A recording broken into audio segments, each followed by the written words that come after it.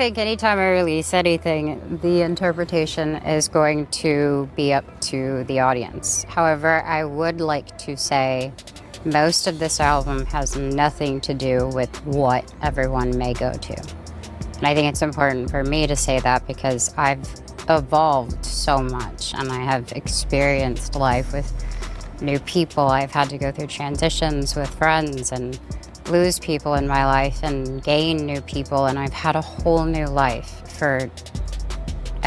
So it's up for whatever people want, but to me it was about both of our past and our history, and also just inspired by friends and relationships. Like, some songs were actually meant about friendships in my life, and I think that's what, to me, the album was about, and I just wanted to get that out there. Selena Gomez didn't hold back on her new album. She came in swinging, throwing major shade at Justin and Hailey Bieber. And fans are convinced she's calling them out across multiple tracks, for a couple constantly putting on a united front and projecting happiness. Getting labeled as embarrassing by Selena, that stings. The Biebers are already under pressure, and now TikTok is turning up the heat. A viral video is making rounds, allegedly showing a young Hailey Baldwin mocking a Selena poster at Target, and it's only adding more fuel to the already blazing drama. Do you have the proper makeup, people? Because you have lipstick on your teeth, and this ad is in a store. No. On an embarrassment level, I would say this is definitely... Yeah, mocking it. People are shook, and then it gets even crazier. Hailey once sat on Jimmy Kimmel's show acting like she had no clue who Justin Bieber was. But girl, back in 2009, she literally won a VIP ticket to meet him, as her idol fans aren't letting that slide. They're piecing it all together, and the timeline's not looking great. Now, word on the street is Hailey's gearing up to take legal action over all these conspiracy theories involving her Justin and Selena. But with all the online receipts stacking up, who even needs a lawsuit still? It looks like she and Justin are doing everything they can to fight the internet storm. They even had a source talk to People magazine trying to set the record straight, saying, "Hale's out here working, Justin's locked in the studio, and they're just minding their business." But if they really didn't care, why are they threatening to sue people? The same source claims they're living their best life, love being parents, and have this amazing marriage. And hey, if that's the truth, good for them. No hate, but let's be real, Justin's definitely seen those viral videos by now. Justin knows exactly what's going on. He's seen the receipts too. In one interview, he even admitted his marriage felt like an arranged one. Yeah, he really said that, definitely an arranged marriage. Saw clearly he gets what people are saying, and hey, if he's truly happy, then sure, let him live. But let's be real, it doesn't erase how Selena Gomez feels. And this new album, she gave us a front row seat into her side of the story. Even though Selena tried to say the album's not about what fans think it is, girl, stop playing. We know the deal. That excuse was weak, and honestly, the lyrics speak louder than words. Some of these songs hit way too close to home. Thesteries. The emotion, it's all there. And not only does the album sound amazing, but it also shows a raw, deeper side of Selena that people haven't seen in a minute. She's not holding back. In one track, How Does It Feel to Be Forgotten? She sings, "You are so embarrassing. Go Cree when no one's watching." That Linny Alone's savage. Then she goes, "Because he walked in big-ass grin talking like, we're friends. Honey, what were you thinking?" And the final hit, "He loves me, I love him. Look at you now." She did not come to play it. Instantly brings back that viral moment when Hailey and Selena posed for that photo together. Remember that Selena now says she didn't even want to take that picture at the Vanity Fair party. It blew up online for all the wrong reasons. And honestly, it gave Hailey that I won energy with that huge smile and everything. One of the standout tracks on Selena's new album is called Look at You. Just Look at You Now, and fans are quick to point out that the title echoes her 2020 track, Look at Her Now, which was all about her breakup with Justin Bieber. At this point, both of them have built entire music catalogs around that relationship. But this new song, it feels extra personal. And then there's You Said You Were Sorry, a track.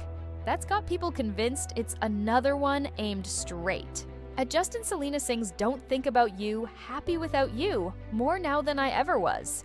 She doesn't name him, but the message crystal clear. She gets even deeper singing. I had a dream. You said you were sorry for everything that you put in me. Well, then she hits us with, our eyes were bawling in the rain. We finally forgave you. I had a dream. That's all it was. Yeah, that was enough for me. Phew, you can feel that pain. It sounds like Selena's version of closure, but on her terms.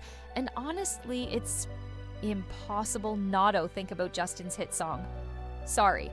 Remember, is it too late now to say sorry? Yeah, that one. This really feels like a full circle moment. His public apology, and now her quiet release. It's like she finally processed everything and let it go. But not without letting the world know exactly how it went down. Fans are calling it emotional revenge in the form of a banger.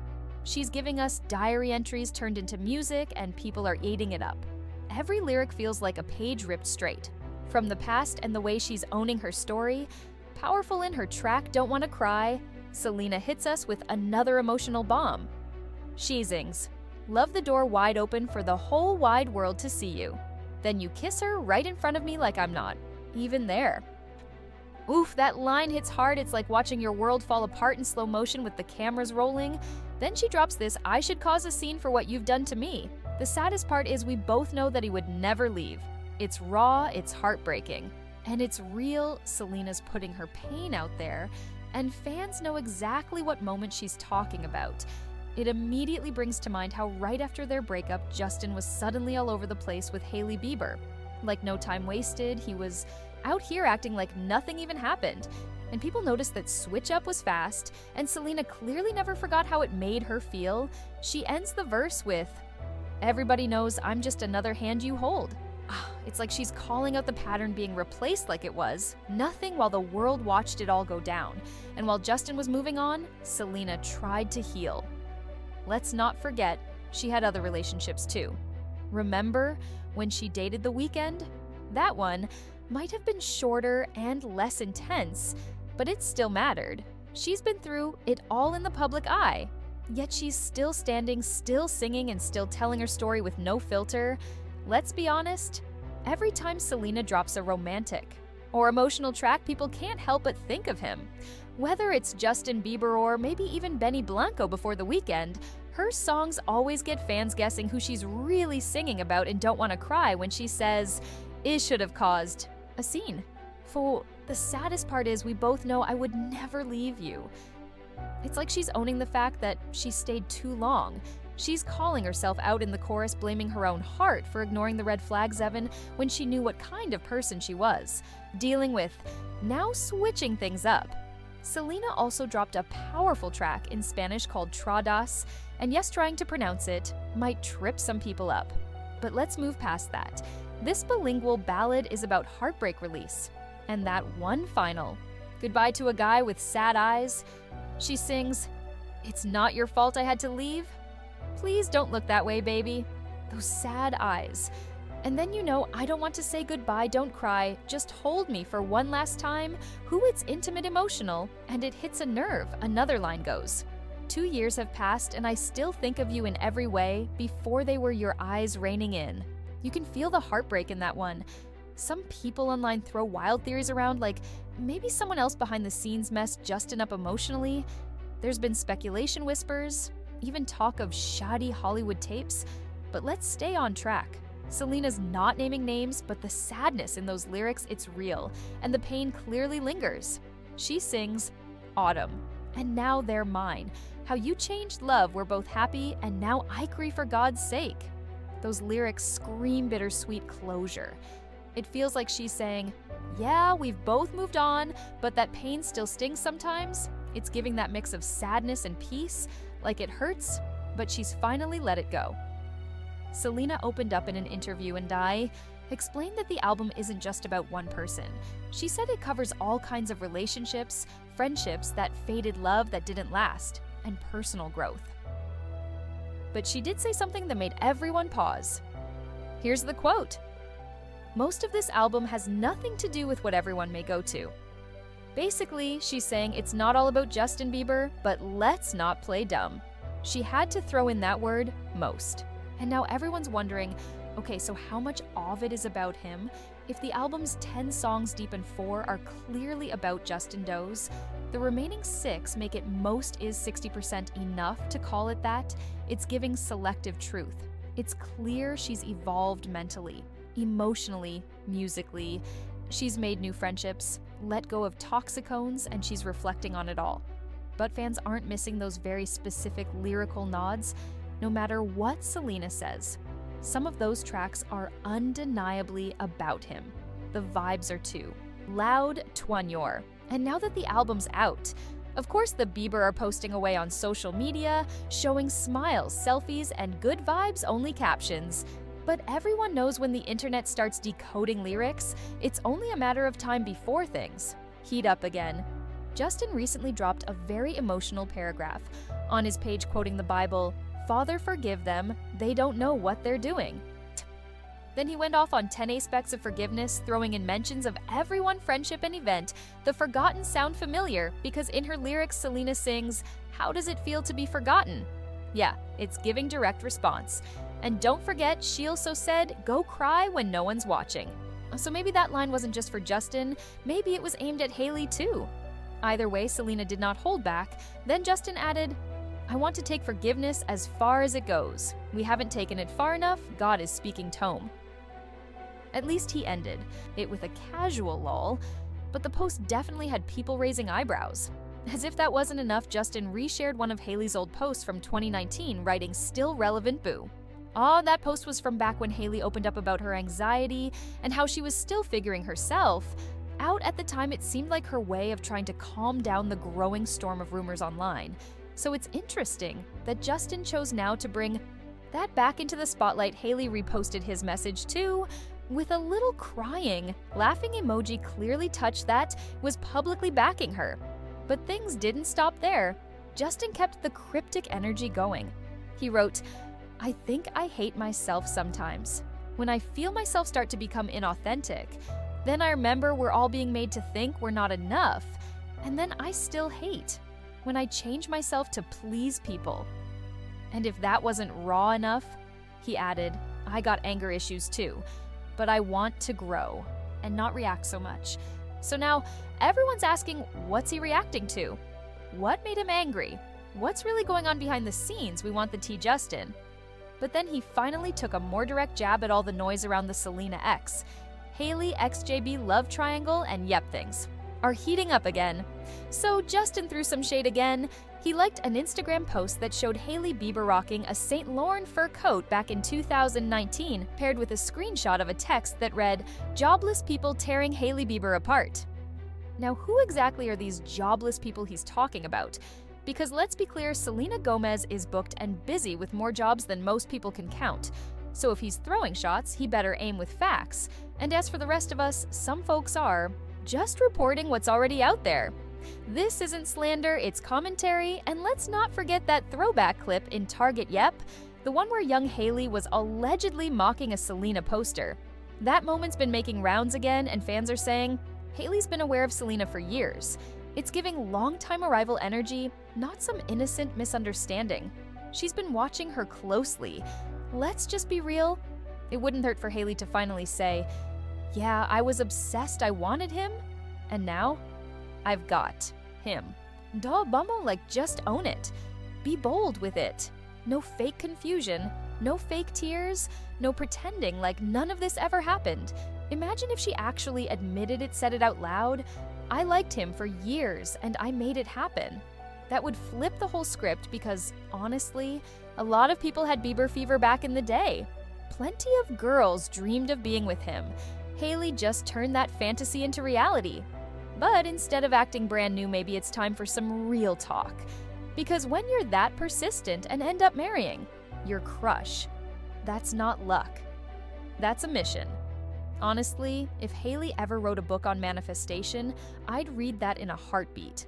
Forget the skin carry, especially after some people were saying things about the line, "I'm not even gonna get into that." No, drama from me on that front, but that traffic unacceptable. I needed a full spa day just to recover from the chaos. Anyway, back to the tea, even with Selena's album freshly out, and those diss tracks buzzing all over the internet. Justin and Hailey are out.